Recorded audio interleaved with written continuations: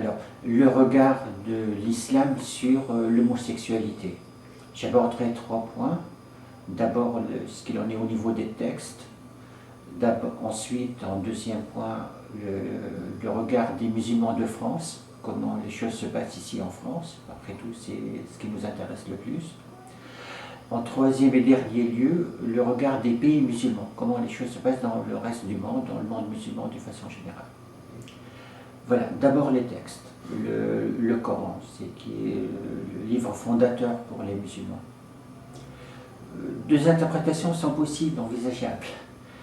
La première, celle qui dit que le Coran condamne l'homosexualité, puisque c'est vrai, Sodome, Gomorrhe sont cités, Lot a été envoyé pour les remettre sur le droit chemin, donc on rejoint la Bible sur ce point-là.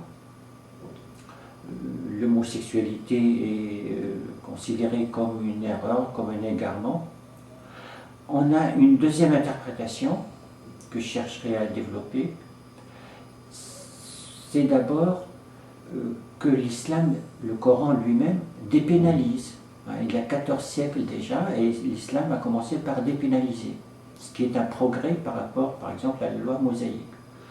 Le Coran, la charia, punit un tas de comportements, mais pas l'homosexualité. Il n'y a aucune sanction prévue par le Coran pour ce qui est de l'homosexualité. Donc ça, c'est un point important à signaler. Deuxième point, c'est que le Coran, le passage qui parle de Sodome et Gomorre, et de Lot, leur prophète, instaure la fraternité. Au lieu de faire une rupture entre Lot et sa communauté égarée, au lieu de faire un divorce, une homophobie des musulmans vivant en France. Les sociologues disent qu'il y a une évolution très intéressante. La première génération de musulmans arrivés en France avait un regard très négatif sur l'homosexualité, mais dans des proportions énormes, à 70 ou 80%, je ne me rappelle plus, mais c'était de cet ordre-là. Donc dans une proportion très importante, très élevée, très forte par rapport à la moyenne nationale en France.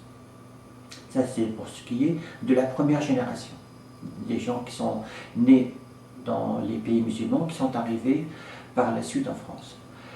A l'inverse, pour ce qui est de la 3e, 4e génération, ceux qui sont nés en France, scolarisés en France, les sociologues se rendent compte que ces gens-là s'alignent à peu près sur le reste des Français.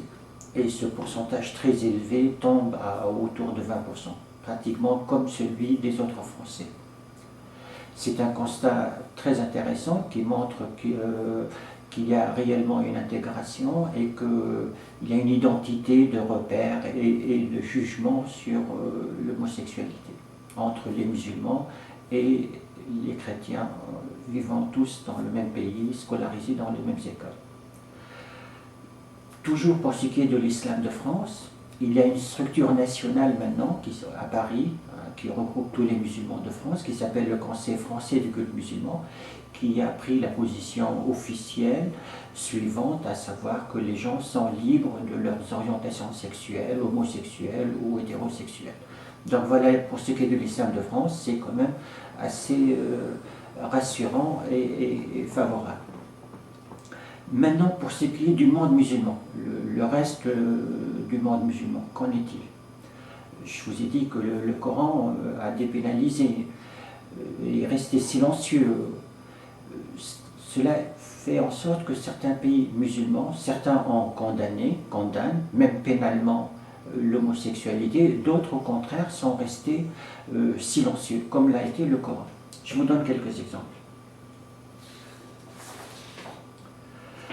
Parmi les pays qui ont dépénalisé, qui sont restés silencieux, qui n'ont pas dit un seul mot au niveau du droit pénal positif, il y a tous les pays de l'ancien musulman, de l'ancienne Union soviétique,